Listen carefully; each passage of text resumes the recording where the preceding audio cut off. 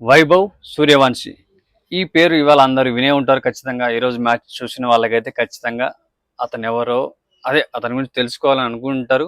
అంత బాగా పర్ఫామ్ చేశాడు. బట్ ఎక్కడో చిన్న కొరత అనమాట.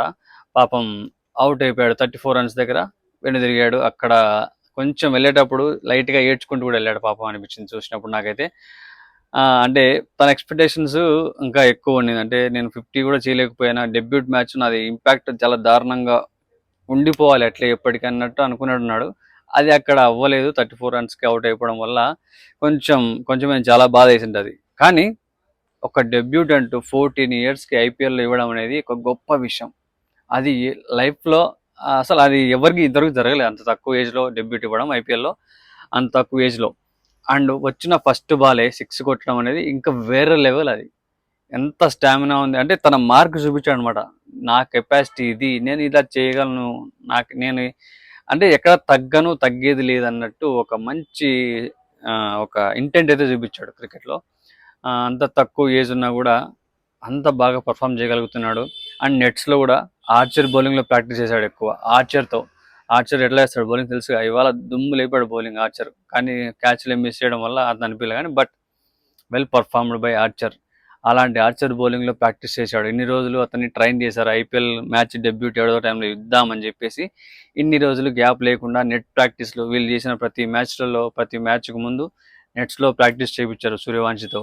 అంటే ఆల్మోస్ట్ వాళ్ళ దగ్గర ఉన్న మెయిన్ బౌలర్స్ అందరితో ప్రాక్టీస్ చేయించేసి ఆ తర్వాత ఇవాళ సంజు శాంసన్ లేకపోవడం వల్ల సంజు శాంసన్ ప్లేస్లో మన వైభవ్ సూర్యవంశి డెబ్యూట్గా మ్యాచ్లోకి ఎంట్రీ ఇచ్చాడనమాట.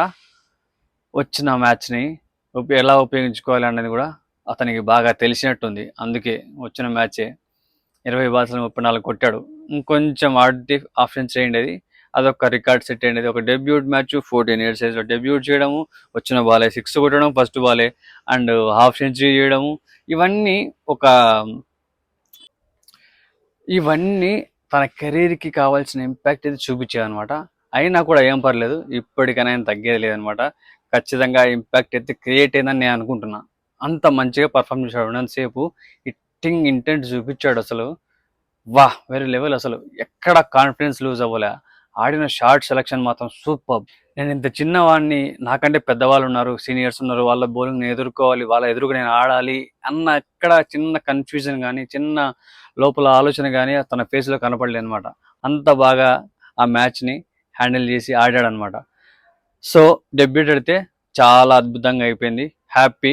ఇంకా రాజస్థాన్కి ఇప్పటి నుంచి కంటిన్యూగా ఆడతాడు. తర్వాత ఇంకా ఏమైనా జరగచ్చు. తన కెరీర్ ఇక్కడి నుంచి ఎలా మొదలవుతుంది, ఎక్కడి వరకు పోతుందో కూడా తెలియదు అనమాట. తక్కువ ఏజ్లో వచ్చాడు కాబట్టి ఎక్కువ రికార్డ్స్ సెట్ చేయడానికి కూడా అవకాశం ఉంటుంది, రికార్డ్స్ బ్రేక్ చేయడానికి కూడా అవకాశం ఉంటుంది.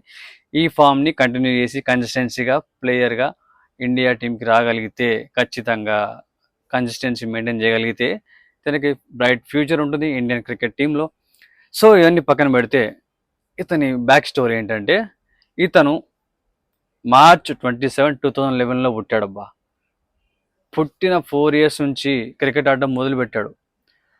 తన క్రికెట్ ఆడే ఇంట్రెస్ట్ని చూసి వాళ్ళ డాడీ 9 ఇయర్స్కి క్రికెట్ అకాడమీలో జాయిన్ చేశాడనమాట. సో చుట్టుపక్కల వాళ్ళందరూ చదివించకుండా ఎందుకు ఈ క్రికెట్ ఇవన్నీ ఎందుకు అని చెప్పి వాళ్ళ నాన్నను పొడిచినా అడిగినా కూడా ఏమన్నా కూడా అవన్నీ పట్టించుకోకుండా తీసుకెళ్ళి క్రికెట్ అకాడమీలో జాయిన్ చేసేసి అక్కడ ట్రైన్ చేయించడం మొదలుపెట్టాడు అనమాట. అలా ఇప్పుడు చదువు అనేది ఎవరికైనా వస్తుంది, కానీ ఇలాంటి స్కిల్ రావడం అనేది రేర్. స్కిల్ని వచ్చినా కూడా ఎంకరేజ్ చేయడం అనేది ఇంకా రేరు. అలాంటిది వాళ్ళ ఫాదర్ అతన్ని ఎంకరేజ్ చేయడం అనేది గొప్ప విషయం. అందుకే ఇవాళ షైన్ అయ్యాడు. ఆల్మోస్ట్ ఐపీఎల్కి వచ్చాడంటే ఖచ్చితంగా నెక్స్ట్ డెబ్యూట్గా ఇండియాలోకి వచ్చే అవకాశం ఉంటుంది.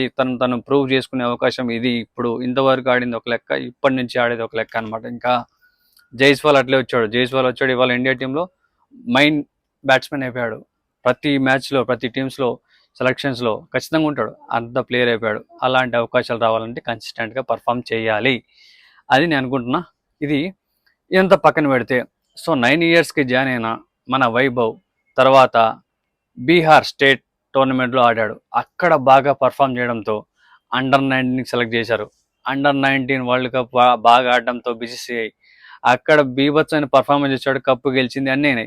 ఆ తర్వాత ఇప్పుడు ఐపీఎల్కి తన నేమ్ తీసుకొచ్చి పెట్టారు బిడ్డింగ్లో. అక్కడ పర్ఫామ్ చేసి అంటే లెవెల్ బై లెవెల్ పర్ఫామ్ చేసుకుంటూ వచ్చాడు. ఎక్కడికెక్కడ తను ప్రూవ్ చేసుకుంటూ నేను ఎక్కడ తగ్గను అన్నట్టుగా ఎక్కడ అవకాశం వచ్చినా పర్ఫామ్ చేయడం మొదలుపెట్టాడు. అక్కడి నుంచి స్టెప్ బై స్టెప్ ఎదుగుతూ వచ్చాడు. ఇవాళ ఐపీఎల్లో తన నేమ్ వచ్చిన తర్వాత ఆ నేమ్ తీసుకెళ్ళి మన వాళ్ళు ఆర్ఆర్ వాళ్ళు అదే రాజస్థాన్ వాళ్ళు బిడ్డింగ్ వేయడం తీసుకోవడం జరిగింది. అతన్ని ఇన్ని రోజులు ట్రైన్ చేయడం జరిగింది. ట్రైన్ చేసి వెంటనే తీసుకొచ్చి ఇవాళ డెబ్యూట్గా మ్యాచ్లో ఆడించడం జరిగింది అనమాట. So this is the back story of his family and about him అనమాట. చాలా బాగుంది స్టోరీ కూడా వినడానికి అండ్ ఎవరికైనా చెప్పడానికి కూడా బాగుంటుంది. తక్కువ ఏజ్ అక్కడ ఉన్న వాళ్ళందరికంటే చాలా చిన్న ఏజ్ అబ్బా, ఎట్లా హ్యాండిల్ చేస్తావు నువ్వు? నేను 14 ఇయర్స్ ఉన్నప్పుడు ఏం చేస్తుండే, గోళీలు ఆడుతుండే, బంతులు అదే మనం గల్లీ క్రికెట్ ఆడుతుండే, లేకపోతే ఇంకా ఫ్రెండ్స్ని వేసుకొని అటు ఇటు తిరుగుతుండే, పత్తలు ఇవన్నీ ఇవే ఆడుతుంటారు కదా పిల్లలు, బొంగరాలు. అంటే మన 90s బ్యాచ్ వేరే అనుకో, బట్ అదే అప్పట్లో అప్పుడున్న సిచ్యువేషన్స్కి అదే మన అంటే అవే పనులు. ఇప్పుడు వాళ్ళకి ఇవన్నీ తెలియవు కదా, పోటీలు ఆడడము, బొంగరాలు ఆడడము, ఇవన్నీ అవి వేరే అనుకో. మీరేమనుకుంటున్నారు వైభవ్ స్టోరీ చూసిన తర్వాత? చాలా ఇన్స్పైరింగ్గా ఉంది కదా, వాళ్ళ ఫ్యామిలీ కానీ వాళ్ళ డాడీ కానీ ఎంకరేజ్ చేసిన విధానం కానీ.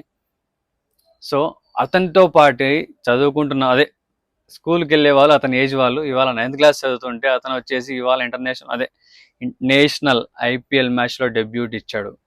ఎంత గొప్ప విషయం. మొత్తం ఇండియా అంతా తన వైపు చూసే రోజు ఈరోజు. మిగతా వాళ్ళ ఫ్రెండ్స్ కానీ మిగతా వాళ్ళందరూ చదువుకుంటుంటారు క్లాస్లో, వాళ్ళు ఎవరికి తెలుసు ఇతనే ఎంతమందికి తెలుసు? అది కదా మ్యాటర్. వాళ్ళ డాడీ అప్పుడు ఎంకరేజ్ చేయకపోయింటే ఇప్పుడు ఇవాళ అతను ఈ పొజిషన్ ఉండేవాడు కాదు. వాళ్ళ డాడీ అక్కడ వద్దని ఆపేసి ఉంటే ఇవాళ ఒక ఐపీఎల్కి అంత తక్కువ ఏజ్లో ఎంట్రీ ఇచ్చిన ఒక రికార్డ్ సెట్ అయ్యేది కాదు.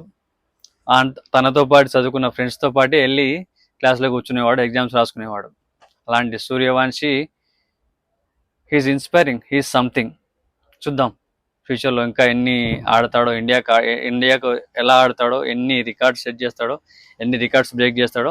Hope for the best. ఇంకా మంచి మంచి గేమ్స్ ఆడాలి, ఇంకా సెట్ చేయాలి, రికార్డ్స్ బ్రేక్ చేయాలి, రికార్డ్స్ సెట్ చేయాలి అని కోరుకుందాం. Let celebrate this young guys victory. But match అయితే గెలవలేదు రాజస్థాన్ది. ఇట్స్ ఓకే, ఫైన్, దానికి ఏం చేయలేము. తన పర్ఫార్మ్ అయితే తను చేశాడనమాట. ఎంతవరకు వెళ్తాడు అనేది ఇంకా చూడాలి. అతని కన్సిస్టెన్సీ మీద ఆధారపడి ఉంటుంది, మ్యాచెస్ మీద. మీరేమనుకుంటున్నారు మన యంగ్ గై స్టోరీ గురించి, బ్యాక్ స్టోరీ గురించి? ఏమనిపించిందో కొంచెం కామెంట్లో చెప్పేసేయండి అబ్బా.